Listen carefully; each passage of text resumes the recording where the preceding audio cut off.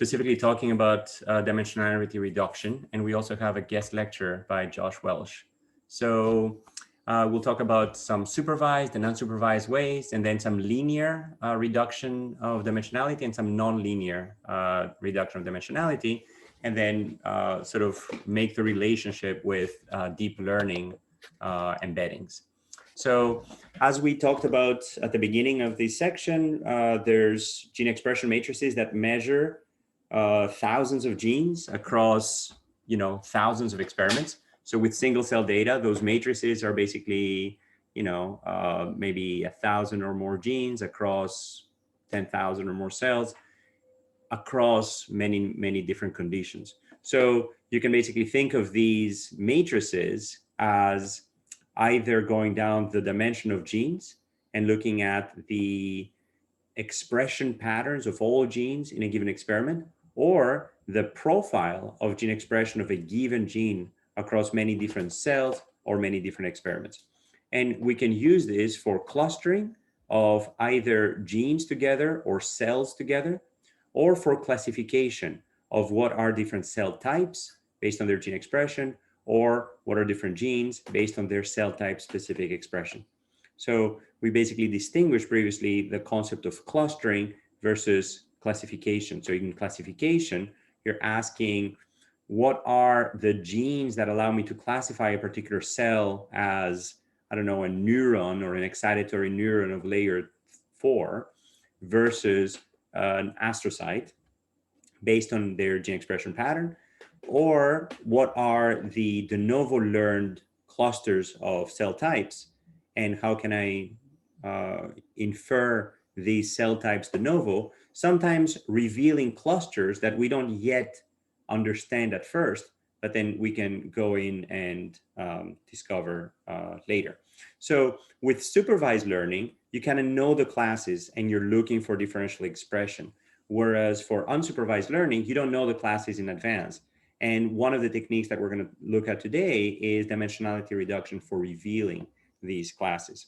So with supervised learning, very often you're asking, what are the genes that are differentially expressed between one cell type and another cell type, or between neurons in a disease state versus neurons in a non-disease state. And you can basically build hypotheses that describe null model where there is no difference in expression versus a correlated model where, for example, the covariance is non-zero on the off diagonals, that two genes are in fact correlated with each other, or that a gene plays a role in a particular condition. So you can basically evaluate the statistical significance of that differential expression using this hypothesis testing framework, which is asking, what is the log likelihood of one hypothesis versus another hypothesis, explaining the data that we have observed. So this is the foundation of a lot of the differential expression methodologies that we've studied. And of course, the question is, how do we model these read count distributions? For microarray experiments, it's very different than from RNA-seq experiment at the bulk level, and very different from single cell RNA-seq experiment. So you should always think about what is the underlying distribution of the data and what is the most appropriate fit for the observed distribution in your data set. And for example, one of the most popular methods for both bulk data sets and single cell data sets, by aggregating all of the data together from every cell type into a pseudo bulk profile, is the seq, which is actually using this negative binomial distribution, which is representing the particular expression pattern of all of the genes in a particular cell type or in a particular bulk experiment, as derived from a distribution that is actually a much closer fit to the data.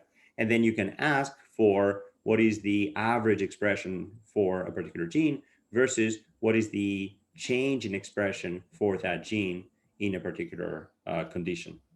And you can then ask, after I found a bunch of differentially expressed genes, are they enriched in a particular category by carrying out a hypergeometric test that basically tells you how likely is it to select k genes from that category and n minus k outside that category, given that I've chosen n genes in my cluster.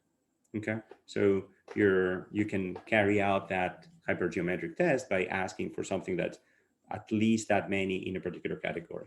So we've seen various forms of that throughout the course, and you can always, of course, correct for the number of hypotheses that you're testing using Bonferroni correction. That's basically asking, given the number of hypotheses that I've tested, what is the number that I would expect to be above a certain significance?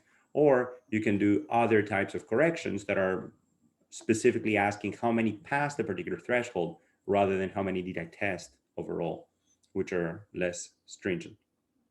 So this is the Benjamini-Hochberg correction, which is basically saying, given the p-value that I have observed, what are the number of tests above a particular p-value? And that's a much less stringent threshold.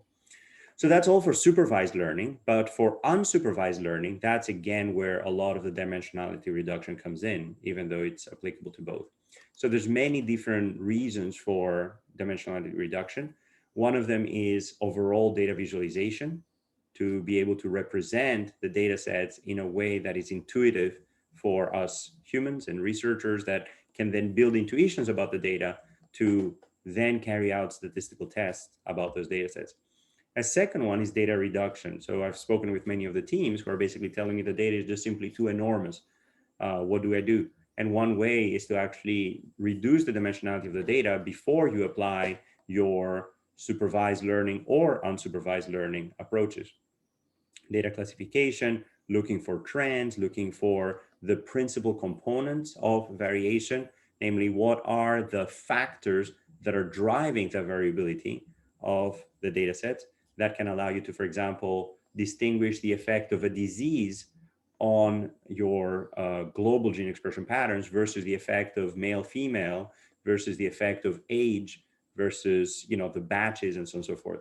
So understanding factors that drive your variation is a major use of dimensionality reduction, as well as simply reducing the noise in your data set, being able to look for a lower dimensional representation of the data, understanding that the noise is very often very high frequency variation that is not captured in those lower dimensions.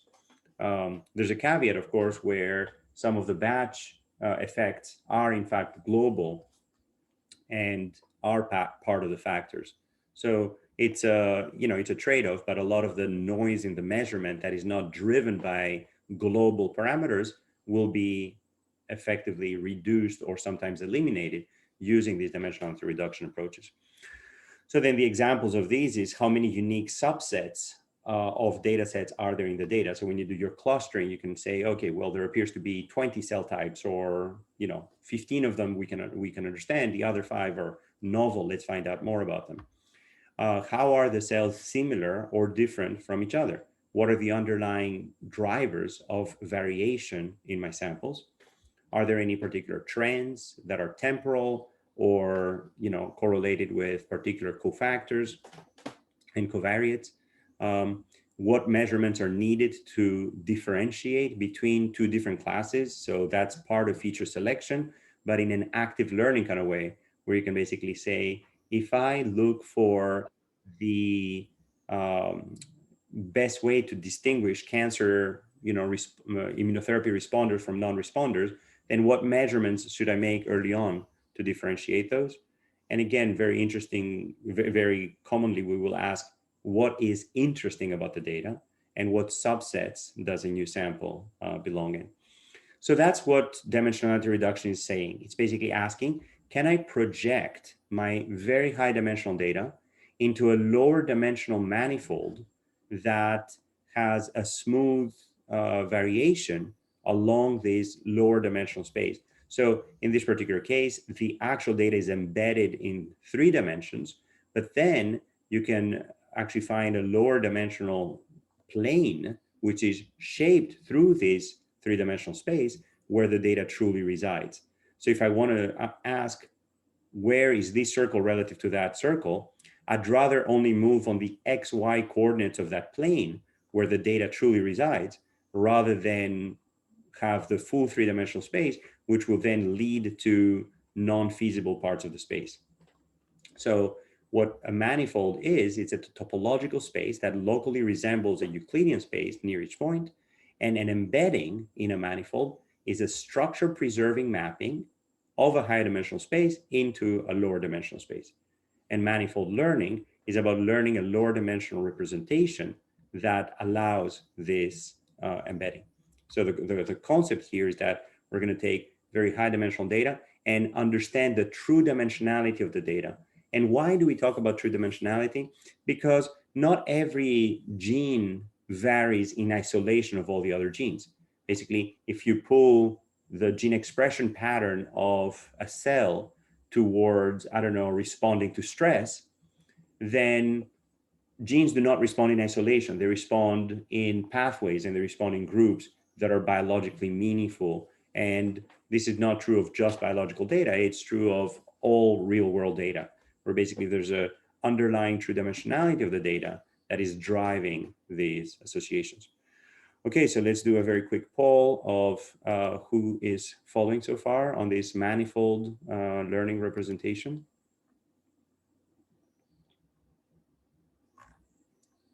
Great. So there are, so 67, 19, 10, 5, 0. So there are many ways of learning these manifolds. So the first way we're going to talk about is a linear way, and then we're going to talk about non-linear dimensionality reduction. So one of the most common linear dimensionality reductions is principal component analysis. And what principal component analysis is basically asking, is there a lower dimensional linear projection of the data that allows me to capture the major sources of variation in a deterministic and provably optimal way? So what the principal components are effectively the axis of greatest variability. So if you have a population that's measured on a bunch of random variables, these random variables represent the coordinate system within which that true population resides. And we may be measuring the expression of, let's say 2 different genes, but the true underlying dimensionality is that the 2 genes are, positively or negatively correlated with each other, and they both co-vary. So it's that amount of covariation, it's that lower dimensional embedding that we are interested in, not the overall, full space, which is simply not explored by the dataset. So we can simply, for example, rotate the axis and recognize that the data primarily resides along this variation, which might be driven by the amount of exposure to a pathogen. And then the other variation might simply be the, I don't know, inherent original state of the cell or something like that. So to basically learn these principal components, you can basically project the data into a set of linear coordinates, which is a transformation of your original space. So basically, given endpoints in an n-dimensional space, how do you project into one-dimensional space, and then minimize the sum of squares of distances to that line to find the optimal line that projects through that. And why the sum of squares? Because number one, it allows fast minimization, assuming that the line passes through 0, and it is also symmetric. You don't have to worry about positives and negatives. So the traditional approach for this has been to look at the eigenvectors of that original data. So what are eigenvectors? Eigenvectors are basically transformation, are the vectors such that a transformation of that vector through a matrix, rotation, shearing, scaling, etc., is in fact simply a linear product, a linear scaling of that original vector. So it's effectively the vectors that are invariant to those transformations. So then the question is, what are, for example, the eigenvectors of a set of, data set? Then you can sort of very easily compute that by solving the equation of, starting from that exact definition of the matrix transformation of that vector is effectively a linear scaling of that vector, which means that that matrix transformation minus the same scale times the identity matrix is in fact 0. And that is solved by that, which is simply 0 at m distinct solutions, depending on the true order of that equation. Okay, so for symmetric matrices, eigenvectors are orthogonal, as you saw in the previous example, and then the eigenvectors of a real symmetric matrix are real, and the eigenvectors of a positive symmetric matrix, which is defined by this, are all non-negative. So this is the very basis of eigendecomposition, where you're basically taking a large matrix of data, which is asking, exactly the same way that I showed you in the very first slide, what is the expression level in columns for every gene in rows, in every condition in columns. And that expression matrix, you can now start decomposing into the principal vectors of variation times the scalars times the inverse of that matrix. So basically, if your original data is a square matrix with m linearly independent eigenvectors, namely a non-defective matrix, then there exists an eigendecomposition, which is unique if the eigenvalues themselves are distinct. And if the eigenvalues are distinct, then it's just simply flipping between eigenvectors of the same eigenvalue. Namely, this is sorting all eigenvalues by their magnitude, and then looking at the corresponding eigenvectors where the first eigenvector captures the most variation in the highest eigenvalue, the second eigenvector the second most by the corresponding eigenvalue, and so on and so forth.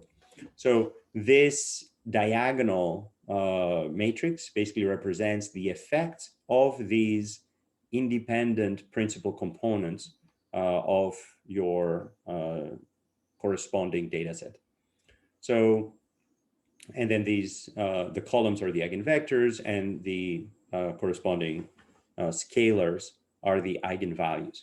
And this is basically capturing the most natural linear dimensionality reduction of your data set, where you have now basically taken the principal dimensions of variation, and you can now start trimming down the principal components here, the eigenvalues, and simply say, well, if we look at that data set in the first 2 dimensions only, you now have an optimal 2-dimensional linear projection of your original data set, which best captures the original variation. If you want a 3-dimensional object, you just look at the first 3 dimensions, 4-dimensional, and so on and so forth.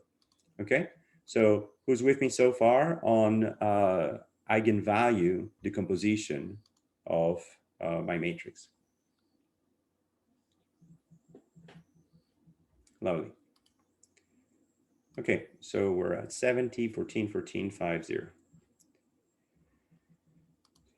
So this is all nice and good, but that's for symmetric, that's for square matrices. For general n by n matrices, then we have to resort to singular value decomposition.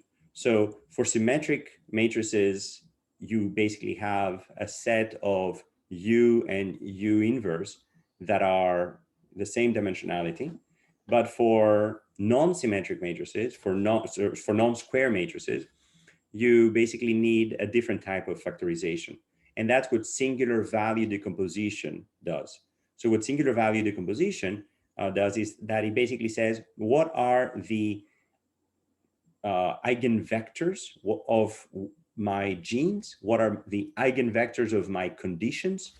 And what are the combinations of them that best explain the data?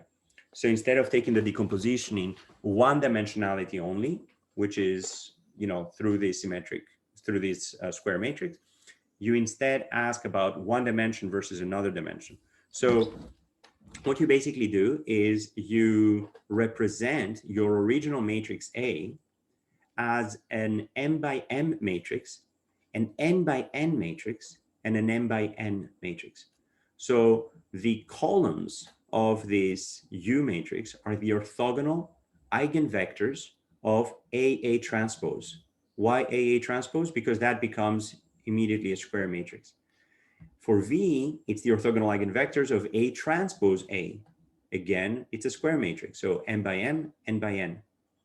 And then the eigenvalues of AA transpose are the eigenvalues of A transpose A, which are effectively the square root of the singular values of the corresponding matrix. So what you end up with is a three-way decomposition, which again gives you the singular values here corresponding to the eigenvalues previously, and then the singular vectors in both other matrices. And the way to think about this is that you are effectively taking a complex matrix operation, which is, shearing the space into and decomposing it into just a rotation, because this is a square matrix, another rotation for the other square matrix, and then a scaling for the, eigenvectors, the singular vectors. So the original matrix is basically a series of operations of V star applied to X, and then S applied to that, and then U applied to that. So the advantage of singular value decomposition is that it applies to non-square matrices, and it allows you to represent in your singular values the order of the most important dimensions, linear dimensions of variation, onto which you can project the data in an optimal way, given, again, a linear projection. So the most important theorem here is that singular value decomposition can be used to compute an optimal low rank approximation of your original data. So if you want to find a lower dimensional representation of dimensionality K of your original n-dimensional data set, then you can basically say, in order to minimize the distance between my original matrix and the revised sort of lower dimensional matrix, according to this Frobenius norm, which is basically this Euclidean norm of the square of the values here, such that they're both n by n matrices, then the optimal solution is actually given by the singular value decomposition. This is the optimal sort of linear dimensionality reduction. So, and the way to do that is you keep the first k eigenvectors and the first k eigenvalues completely unchanged, and then you simply zero out the remaining eigenvalues, effectively zeroing out the effects of the remaining eigenvectors. And this is, the optimal solution for such a dimensionality reduction. So who's with me here on the linear dimensionality reduction? By taking the singular value decomposition and then zeroing out the k+1 all the way to the remaining eigenvalues, and effectively zeroing out the effects of the remaining eigenvectors. Okay, so that's basically what principal component analysis does. So basically these principal components are looking for the corresponding eigenvectors of the top eigenvalues of my matrix decomposition. And in the MNIST dataset that you saw for your first problem set, this is basically taking these pixel values and effectively projecting them in a way that preserves the distances between these representations. So if you have, for example, all of the images in pixel values of character 0, they're in fact very close to character 8, and they're very close to character 6, and they're actually very far from character 1, which is actually close to character 7, and so on and so forth. So principal component analysis basically captures the major linear dimensions of variation. But again, this is the best you can do with a linear projection. What nonlinear dimensionality reduction allows you to do is effectively eliminate some of the constraints of linear embeddings. And in particular, this t-distributed stochastic neighbor embedding is a method of clustering data that preserves distances at varying scales. Instead of basically saying that all distances matter the same, which is what PCA is trying to do, it's saying, well, maybe some real proximal numbers should be clustered closer together. For example, all of the zeros are very, very close to each other. And then you have to go a certain distance before you go to the sixes and the eights and so on and so forth.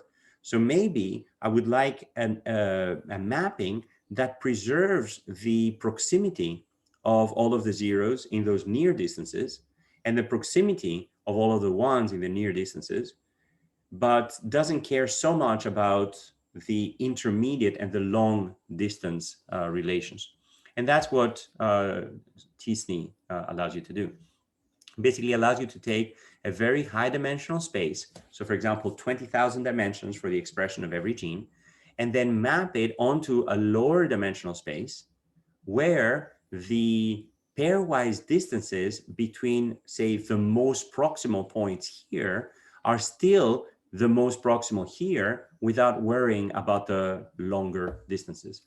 So what this embedding allows you to do is define a radius within which you care about distances and distance preservation.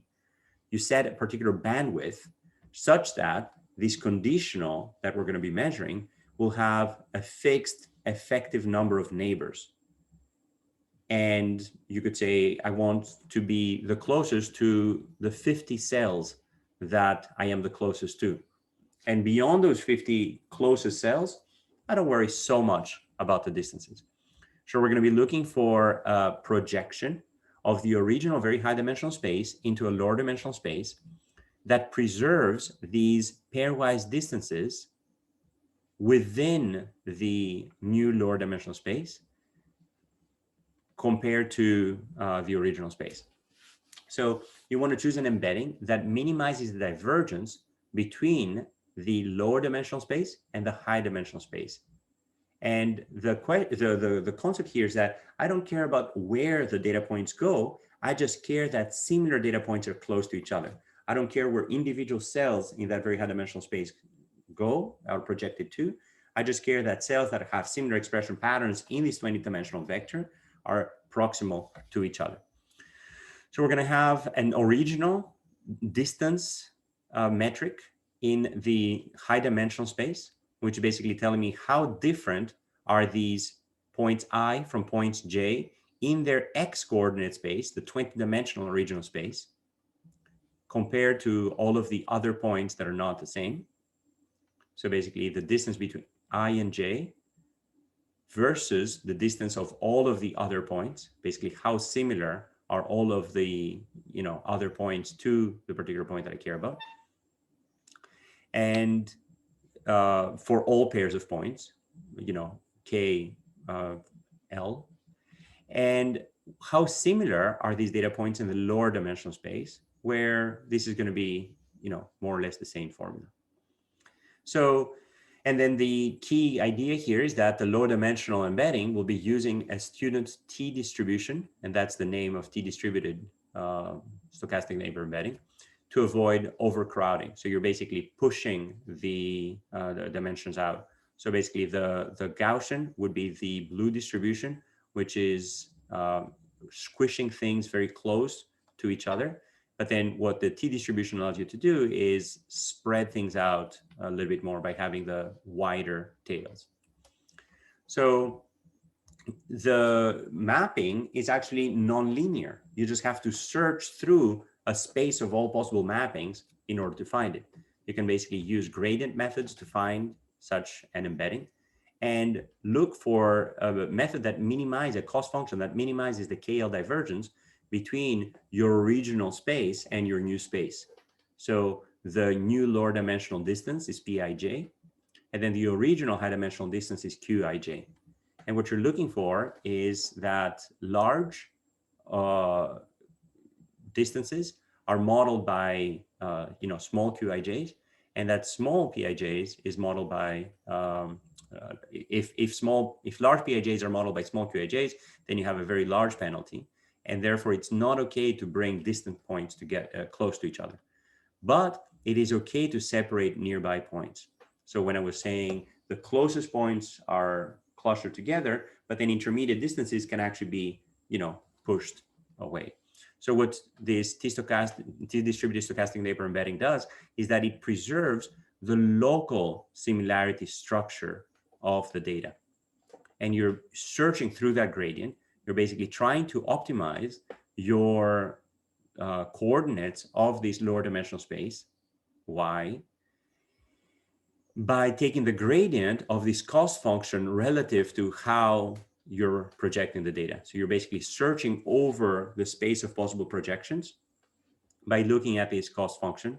And that derivative is basically, the distance between those distances and then of the original points here. Okay. So what that allows you to do is effectively search for such sort of lower dimensional embedding where these local similarities will actually be preserved. So when you apply the same approach to the same original pixel-wise data of the MNIST, handwritten digits data set, what you see is that the zeros end up forming a very, very tight cluster. And even though some of them were in fact very similar to sixes, this has actually been pushed aside and the eights are pushed aside. So the fact that 6 and 8 and 0 were all in the same part of the space originally is something that we've now lost. But we don't care about these global distances. What we care about instead is the local similarities of those distances. So we've basically optimized this projection space, which is a non-linear embedding, in a non-linear two-dimensional embedding of this very high 20-dimensional vector, or 96 by 96 pixel vector, by preserving these local distances instead of these global distances, and penalizing things when they are spread apart, even though they were close to each other, but not penalizing things that are sort of at intermediate distances. So let's see, who's with me here on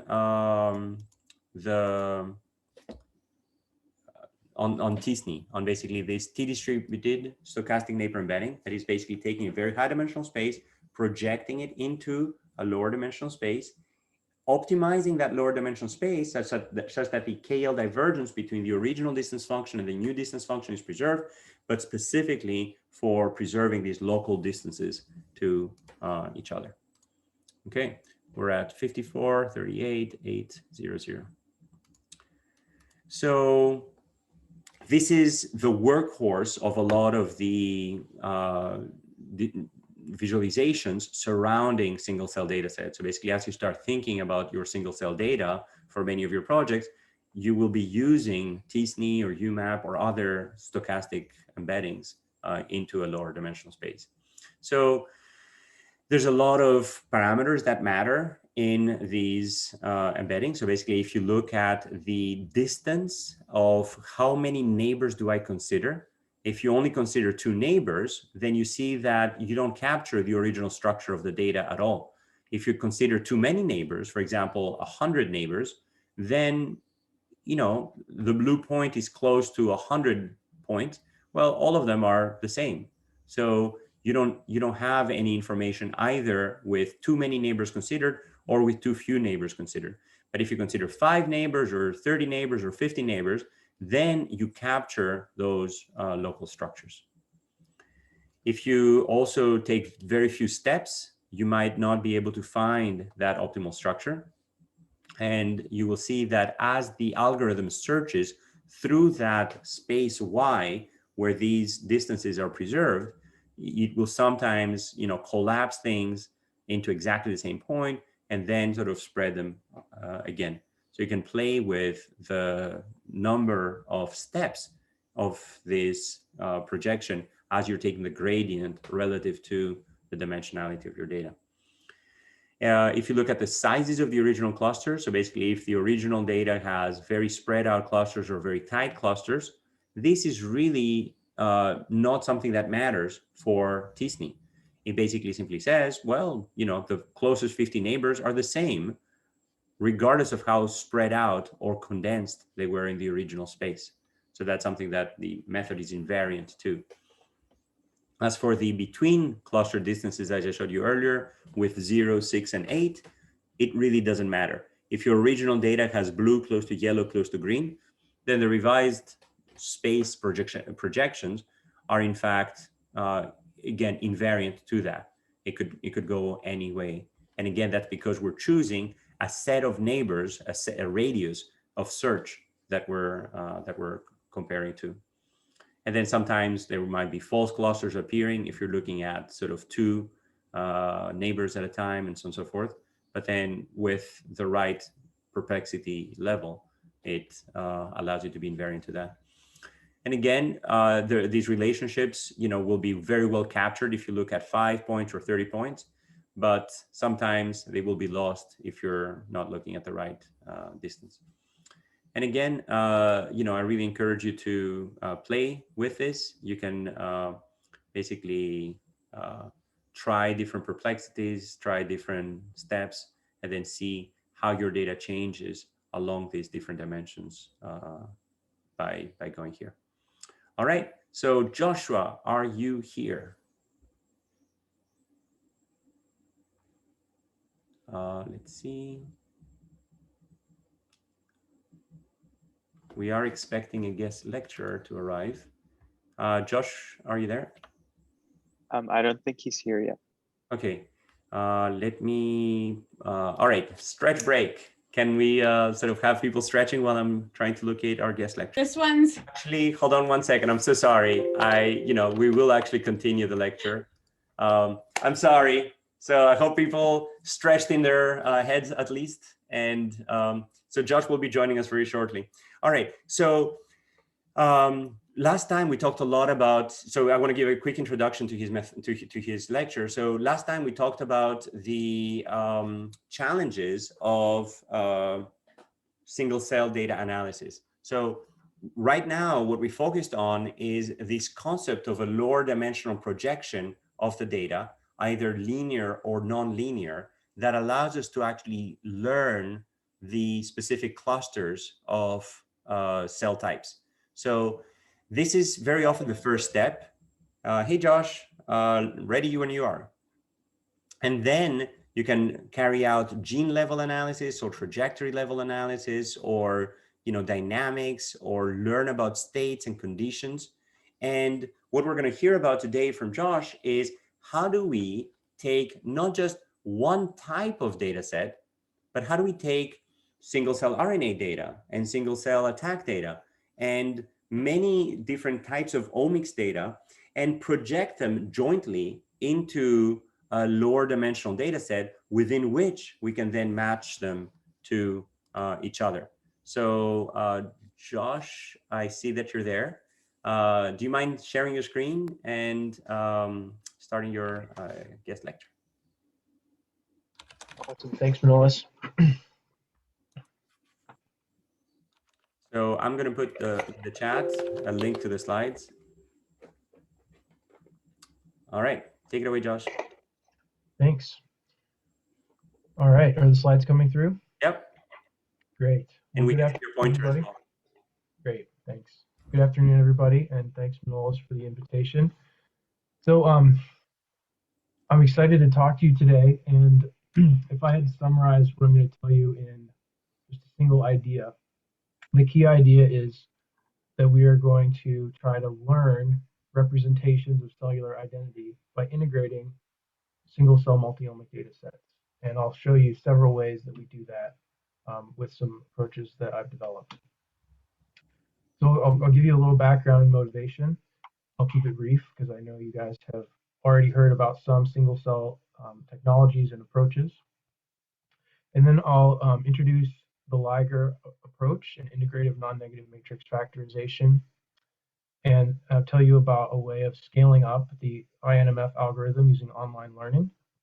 And then I'll tell you about a couple of very recent projects that are ongoing to integrate data sets with partially overlapping features and to combine variational autoencoders and generative adversarial networks to generate single-cell RNA profiles.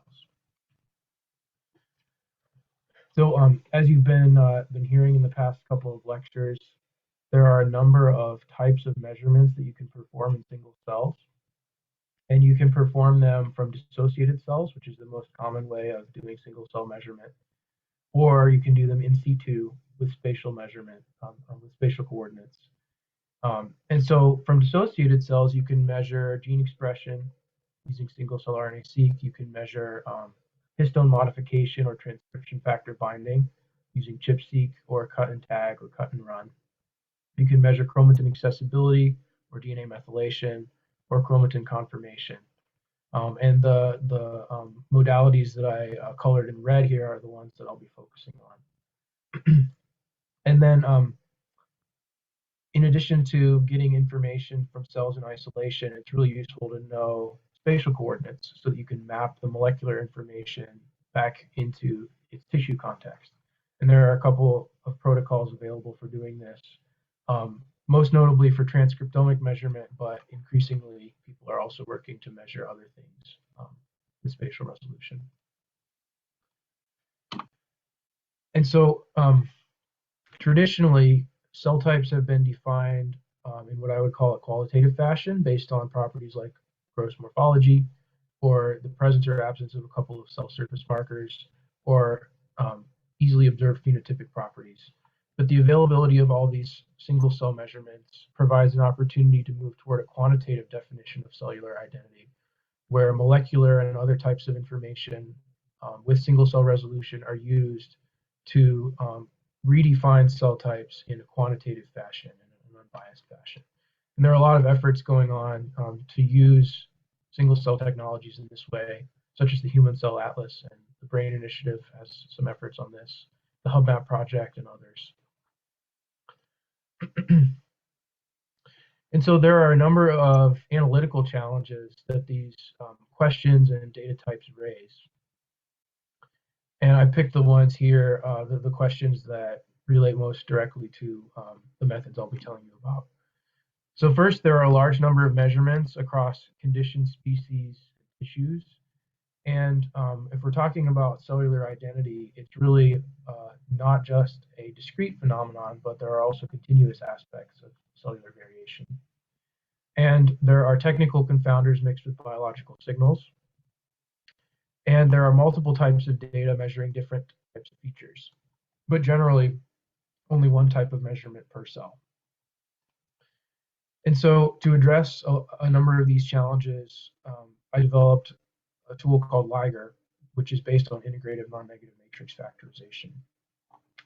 And the starting point for this type of analysis is 2 or more single cell data sets that share a common set of gene level features. And these could be single cell RNA-seq data sets across multiple individuals or across species. Or these could also be measurements of different modalities like gene expression and epigenome measurements, or even dissociated and spatial measurements. But they all have to share a common set of gene level features. And in order to integrate these multiple data sets together, the approach that we've taken is to perform integrative non-negative matrix factorization, which I'll talk more about in a second. But first, I want to motivate a little bit why, some of the reasons why we moved towards a non-negative matrix factorization approach. And one of the reasons is because NMF yields what is sometimes referred to as a parts-based decomposition. And this is a property that was noted in the original NMF paper that was published in Nature in 1999. And the example that Lee and Sung showed was that if you perform NMF on a set of face images, you can get a very similar reconstruction of the faces using NMF and the more commonly classic approach of PCA. So the reconstructions look similar, but if you look at the bases that are used or that are learned by NMF and PCA, they have very different properties.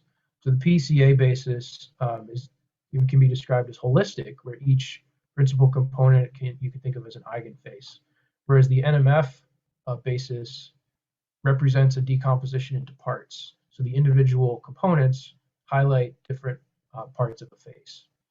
And so this comes partly from the non-negativity constraint that's enforced in NMF. And so if we apply NMF-based approaches to genomic data or data where the features are genes, then you can interpret the NMF factors as metagenes. And a metagene is a group of co-expressed genes or co-regulated genes. And you can think of these as biological pathways or cell type specific genes, or they can also capture technical factors, as I'll show in a minute. And so at a high level, what an NMF approach applied to genomic data does is it first groups genes into metagenes and then summarizes the expression of each cell, in the case of single cell data, using these metagenes. So you can think of each factor as being, as telling the contribution of each gene to each metagene, and then calculating cell factors that tell for each metagene the corresponding metagene expression level of each cell. So we use an NMF approach in the Liger tool. And what's unique about the type of NMF that we perform is there's both a shared and a data set specific component to each metagene. And the shared component has identical loadings across all data sets, but the data set specific component allows each data set to add unique weights onto the shared component. And so intuitively what this gives us is a set of factors that represent the same biological signal across data sets, and also identify how that signal varies. So going back to the framework that I posed at the beginning of quantitative definition of cell identity, we can think of these metagenes as providing a quantitative definition of cell identity and how it varies across data sets and biological contexts. And then after performing this joint factorization, we can use the cell factor loadings, which I'm showing as H here, to perform quantile normalization and joint clustering to identify cells, cell types, and cell states that correspond across multiple data sets. And by virtue of the non-negativity constraint and inheriting this parts-based nature of NMF, we're able to learn interpretable metagenes that can give us a lot of insight into the biology across multiple single-cell data sets. So just as a simple example, factor 28 from this particular single-cell data set loads most strongly on this particular cell cluster here. And this is a data set from brain, which I'll talk about a little bit more in a minute. But the metagene here represents cell type specific genes that define this particular cell type. And if we look at the data set specific metagenes that are learned across multiple individuals, we can see that they show us ways in which this cell type specific signal varies across the donors. And in this case, it turns out that this has some significance related to the biology and background of each of these donors, which I'll talk about in a bit. So by learning both the shared and the data set specific components of these factors of variation, we can gain a lot of insights into cellular identity and how it's similar and different across data sets. Another big advantage of the interpretability of these metagenes is that they can identify technical signals and allow us to deconvolve them from the biological signals in the data sets. So one common source of variation that's kind of a nuisance in single cell data sets is the overall expression of mitochondrial genes. And this source of technical variation arises when cells sort of are subjected to different stresses during the sequencing process. And because mitochondria are kind of tough, they protect the mitochondrial RNA. And so in this particular data set, factor 11 shows very high loading in all clusters, but particularly in some corners of the clusters here, so to speak. And if you look at the top loading genes on this factor, it turns out that they're all mitochondrial genes. And if we were to include this factor in downstream analysis, we might improperly conclude that these cells here represent a distinct cell type, when in reality their main defining feature is just that they have a high mitochondrial gene expression. So by removing this factor, we can deconvolve the effect of this technical source of variation. Okay, so now I'll tell you briefly about how we actually solve this INMF optimization problem mathematically. So here's the objective function, and like all NMF problems, it's non-convex in all parameters jointly. But if you hold any one of the matrix blocks fixed, then the optimization problem is convex in that one holding the others fixed.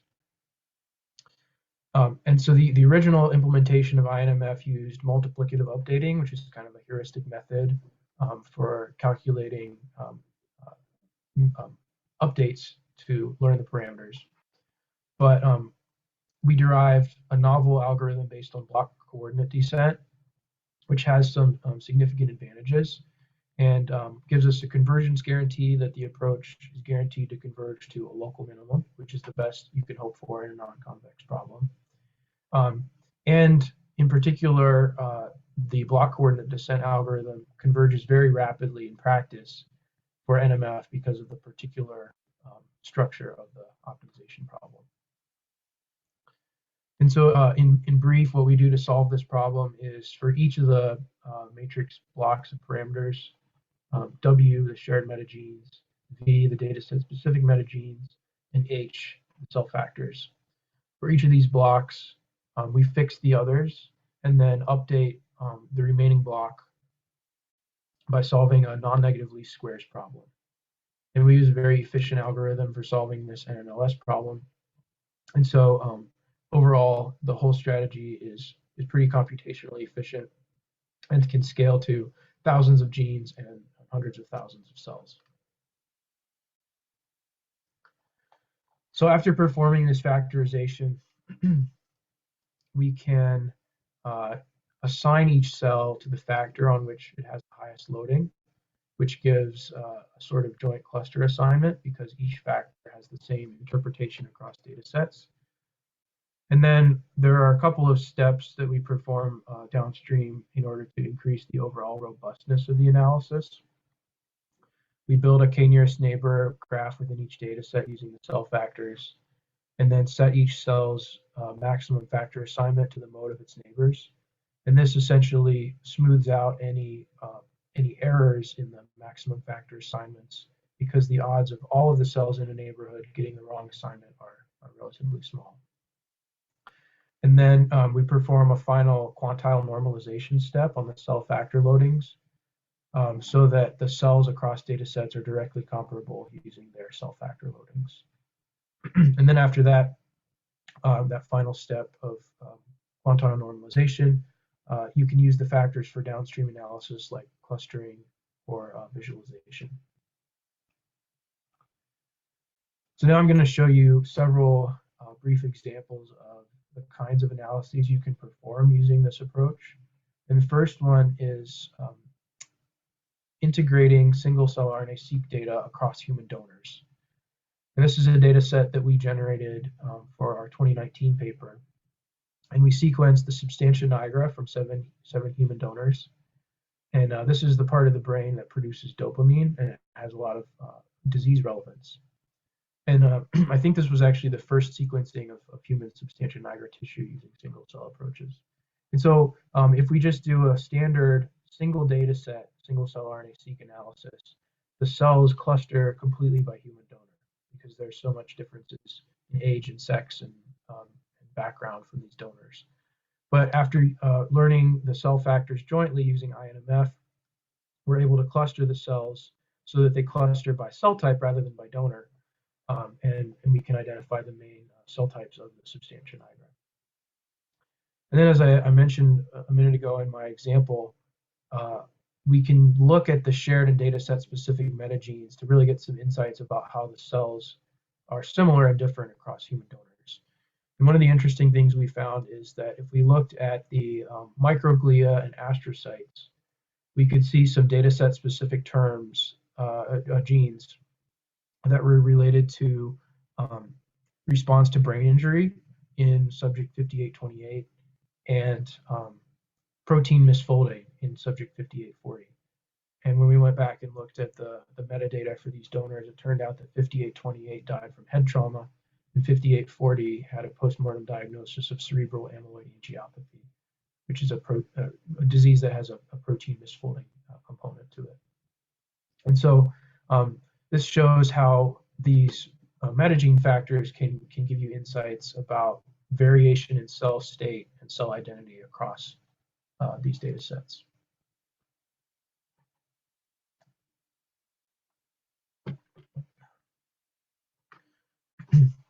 So another application is to integrate spatial and dissociated single cell data sets.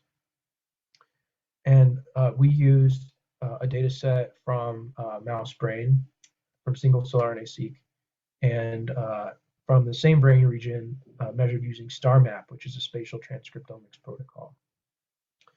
And these two data types have really complementary properties. The single cell RNA-seq data doesn't have spatial coordinates, but it measures all genes. Whereas conversely, the StarMap data measures only a selected subset of genes, but you have the spatial location within the tissue for each of the observed transcripts. And so by putting these two data types together, we can identify the spatial locations of cell types within a tissue, and also impute spatially resolved gene expression for genes that aren't measured in the spatial data set. And so when we did this using the set of genes that's shared between the two data sets, we were able to jointly cluster the cells to identify a common set of clusters between the two data types. And then by looking back at the original spatial positions for the cells measured with StarMap, we were able to visualize the locations of these cell types within the tissue. And reassuringly, if you look within each cluster, the expression of key marker genes is very consistent between the two technologies. And knowing the spatial locations of the cell types is important because it can start to tell you something about tissue architecture. And in the context of the brain, this is particularly important for knowing how neural circuits, how neurons work together in neural circuits. So one example of an interesting and somewhat surprising thing that we found here is that there were two subtypes of astrocytes that we identified. And when we looked at the spatial locations of these two clusters, one of them had this odd pattern where the cells in this cluster are located only on the outside of the cortex. And looking at some orthogonal data types that have spatial resolution, we were able to confirm that this seems to be a real biology. And so these GFAP positive astrocytes have this particular spatial location on the outside of the cortex. Whereas the astrocytes that are located within the cortex are mostly the MFGE8 subtype.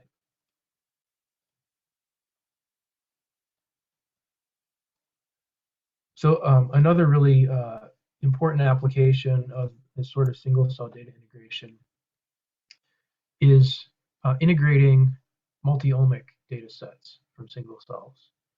And this is a particularly unique and challenging problem because the data sets that you start with here share neither instances nor features.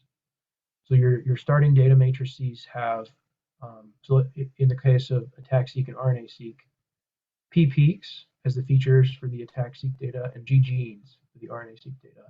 And the measurements are performed in different cells that don't directly correspond across the experiments. So in order to link these data sets, we first perform a step of pseudo expression calculation where we transform the epigenome data into gene level features in such a way that each gene's epigenetic state is summarized into a quantity that's correlated with gene expression.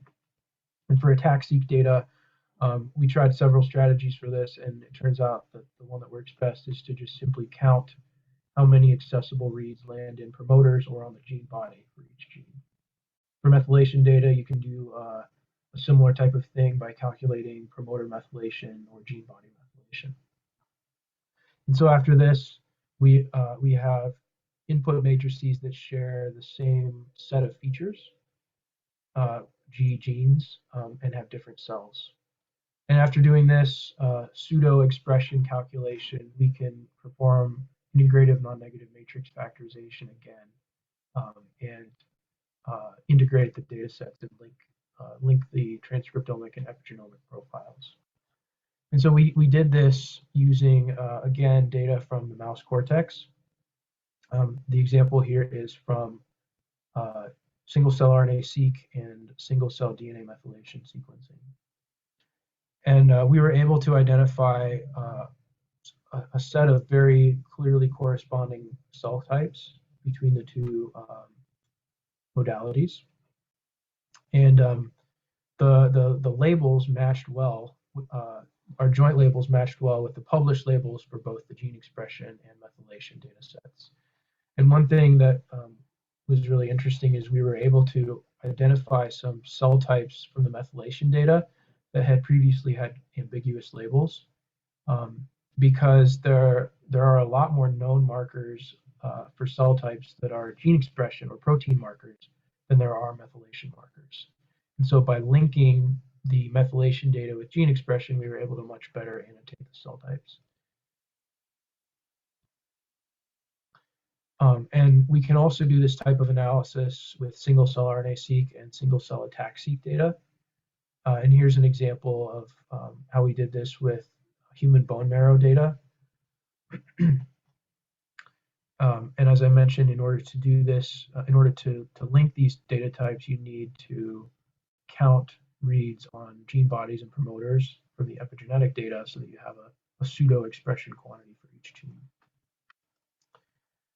And one thing that's really a big win from putting these types of data together is that you can start to link epigenome state and gene expression state for individual genes within the same cell. And this allows you to start to nominate intergenic regulatory elements that may regulate the expression state of nearby genes. So as an example, we found a couple of peaks in the attack-seq data here that show very cell type specific accessibility patterns. And the accessibility of these peaks is strongly correlated with the expression of neighboring genes. So just by calculating simple correlation across the linked cells, linked using INMF, we were able to predict these gene peak links and to start to nominate cell type specific regulatory elements.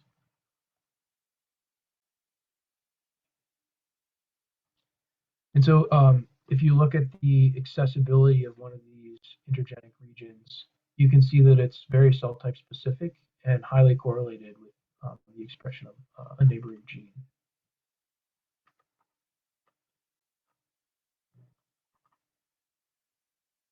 So that's a quick walkthrough of Liger and integrative non-negative matrix factorization and some of the ways that you can apply it to define cellular identity across different contexts. And now I'm going to tell you about a couple of ways that we've extended this approach. And the first is by creating an online learning algorithm to solve the INMF problem, which allows us to scale up to larger and larger data sets. So the idea of online learning, if you're not familiar, is that you can incrementally update a calculation as new data arrives in a streaming fashion. And so in the context of single cell data, there are several different scenarios where this is useful. The first scenario is where you have multiple large data sets. So let's say you're trying to analyze the data sets on a laptop and you have fixed memory. The previous approach that we developed for solving the INMF optimization problem requires you to have the entire data set stored in memory and to use every data point on every iteration of the algorithm. But with the online learning algorithm, we can divide the data up randomly into mini batches of a fixed size. And we only need to load and use a single mini batch at a time when we perform an iterative update of the weights that we're learning in the algorithm. And so in scenario one, if you have really large data sets that are nonetheless fully observed, in other words, they're not dynamically arriving, you can use this mini batch approach to avoid having to store the entire data set in memory. And it also converges much more rapidly because you don't need every data point for every update of the algorithm. Another scenario in which this is really useful, we call scenario 2, which is where you have large data sets that are arriving in a streaming fashion. And a real world example of where this might happen is if you have a large consortium working to generate an atlas of an entire organism or tissue. I'll give you an example in a minute from the BRAIN initiative of how this is happening in practice. And so in this scenario, previous approaches would require you to reanalyze all of the data sets from scratch every time a new data set is generated by the consortium. Whereas the online learning algorithm allows you to just simply incorporate the new data set as it arrives without revisiting any of the previous data sets. And then scenario 3 is where you have a curated existing data set and you want to use the weights that you learned from previous data sets to project a new data set into the reference. And so all of these 3 scenarios are useful in different cases. Another big advantage of our approach is that, as I mentioned, you don't have to store the data set in memory, but you also don't even necessarily have to download the data set at all onto your hard drive. And so we showed that multiple users can analyze a single copy of the same data set by streaming mini batches over the internet. So just a few words about the computer science behind this approach.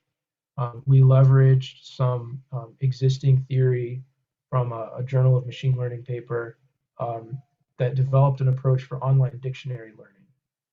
And NMF is a special case of this more general problem called dictionary learning. And the key insight from this paper was that you can derive a custom online learning algorithm for dictionary learning by optimizing a surrogate function that converges asymptotically to the same solution in terms of parameters as the original objective function. And there are some really nice properties of this solution in terms of convergence. And since it's tailored specifically to the dictionary learning problem, you can actually have some really strong convergence guarantees, which you can't get from just using conventional stochastic gradient descent. And so for the INMF optimization problem, we can write out a slightly modified version of this surrogate function that's tailored to our particular objective, and then calculate updates that allow us to optimize the surrogate function iteratively when new mini batches of data arrive. And here's an overview of the whole algorithm. The basic idea is that you sample a random mini batch from the data, and then you calculate the cell factor loadings given your current best guess about the metagenes, which is the dictionary in this case.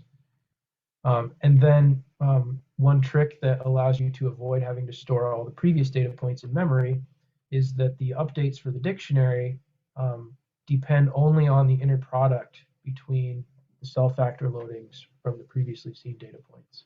And so by incrementally computing this matrix product as you see each mini batch, you can avoid having to store the expression levels and cell factor loadings for the previous data sets. And This works really well in practice, and it has the memory advantages that I mentioned, but it also converges much more rapidly because the larger your data set becomes, the more redundant each additional cell is. And so you don't need to see every cell and every update of the algorithm in order to converge rapidly. And so this is an example from a large data set from mouse brain showing that if you look at the objective function over time, it converges very rapidly in the online setting compared to the batch setting. Or if you run it for a given fixed amount of time, the objective function after that amount of time is much lower using the online algorithm than using the batch algorithm.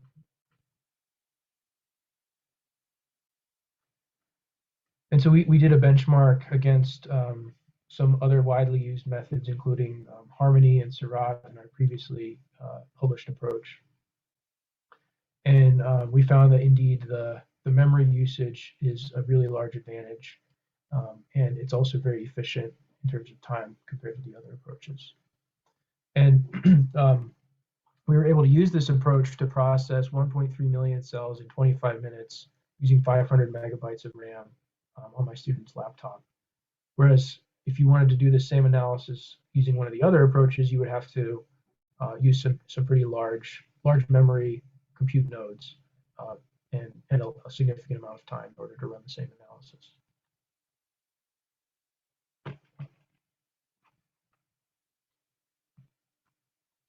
So as an example of this iterative refinement capability that I mentioned, which I refer to as scenario 2 of online learning, we used data that was generated by the Brain Initiative Cell Census Network, which we are members of. And the consortium has generated a bunch of data sets from a single region of the mouse brain, the motor cortex. And 4 labs generated 8 data sets using 5 protocols over 2 years. So it was a kind of an ongoing process where every couple of months, a lab would generate another data set and upload it to share with the consortium. And so everybody who was analyzing the data would have to rerun their analyses every time one of the data sets arrived. So to show the advantage of this iterative refinement capability, we took the data sets in the chronological order in which they were generated and incorporated them one by one into the factorization using this online algorithm. And so what I'm showing here are UMAP plots of the cell factor loadings at each step in this iterative refinement as a new data set arrives. And you can see that as the number of cells increases, the number of clusters that you can distinguish increases, and each successive data set is well aligned with the previous data sets. And what's especially cool about this is that it works with both the RNA data sets and the methylation and attack data sets. So the first 6 data sets that were generated by the consortium were RNA data sets, and then an attack-seq data set and a methylation data set were generated. And so these also we were able to incorporate incrementally, and they aligned really well, and we were able to, at the end, jointly cluster using all of the data sets and modalities. And it turns out that if you rerun the analysis using either of the other 2 scenarios, so using all the data sets at once in scenario 1, or projecting the later data sets without updating the metagenes using scenario 3, you get very similar results, which is reassuring and nice. Okay, so now I'm going to change gears a little bit and talk about how you can extend the INMF algorithm for the case where your features partially overlap. And this is kind of an unusual case in data integration in general, but it makes for an interesting computational problem. So the problem is that for many cases where we want to integrate single cell data sets, the matrices that we want to jointly factorize don't have either the same number of cells, rows, or the same number of features in columns. And previously, people have addressed this by just kind of forcing the features to align, to coincide by the pseudo expression calculation that I mentioned. But a more satisfying approach would be to somehow be able to leverage both the shared and unshared features across the data sets. And so to do this, we modified the INMF algorithm so that you can calculate a metagene matrix that corresponds to the unshared features and to the shared features for each data set. And this block diagram here shows how all the dimensions of the matrices work out. And in the end, this allows you to leverage all of the features that are present in the data sets. As a concrete example, if we're integrating RNA-seq and ATAC-seq data, the RNA-seq data has only gene-centric features, and the ATAC-seq data has both intergenic peaks and peaks that overlap genes and promoters.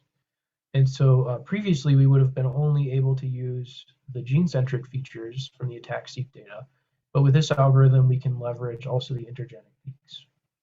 And another common example of this type of setup is where we have targeted genes, where a spatial transcriptomic protocol measures only a subset of genes, whereas the RNA-seq data set measures all of the genes.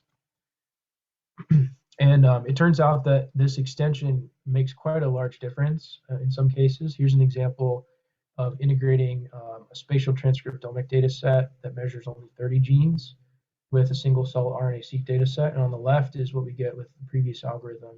And on the right is what we get with the algorithm that incorporates the unshared features.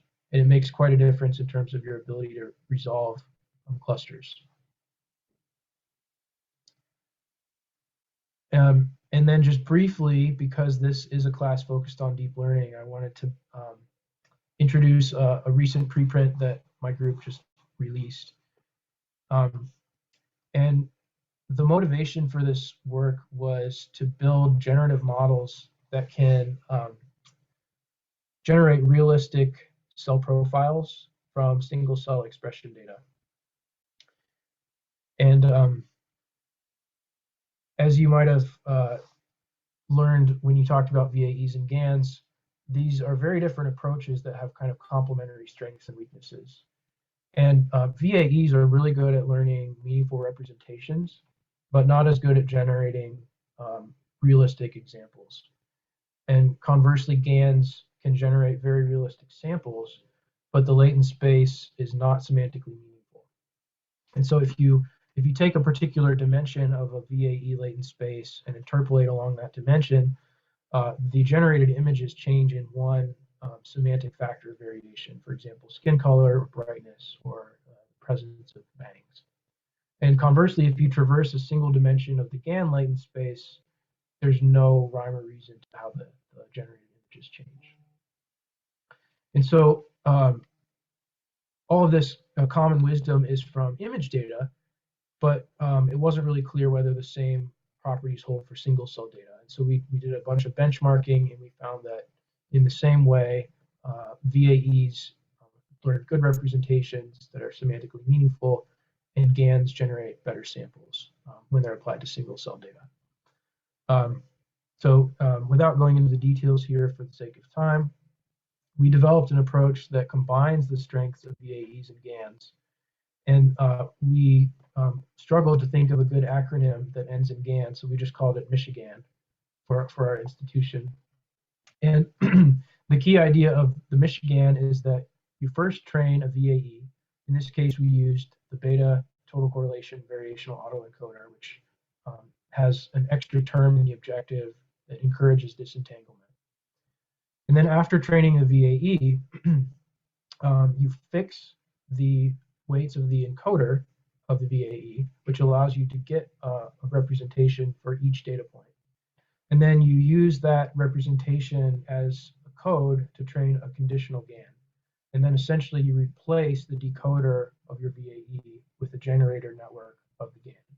And this simple strategy is really powerful because it gives you the disentanglement performance of the VAE and the generation performance of the GAN. Whereas previous approaches to couple these two together really destabilized the training. So if you're interested in learning more about it, you can see the preprint on the bottom of the slides here. And I think there are a lot of exciting applications of these types of generative models for manipulating and predicting the effects of changes in cell identity.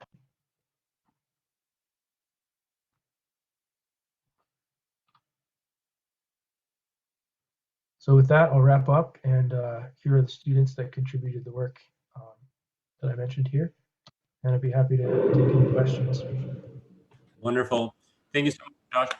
A thing that we always ask our guest speakers is whether you'd be interested in serving as a mentor for any students who are interested in this space. Yeah, absolutely. Awesome. Feel free to reach out if you're interested. Very cool. Thank you again for a great lecture. So let's see, let's do a quick poll. Oh no, I'm no longer logged in, so I can't do polls anymore. But give me a thumbs up if you guys feel that you've learned something. Awesome. Good. Awesome. Thanks so much for the great lecture, Josh. Bye, everyone. See you on Thursday.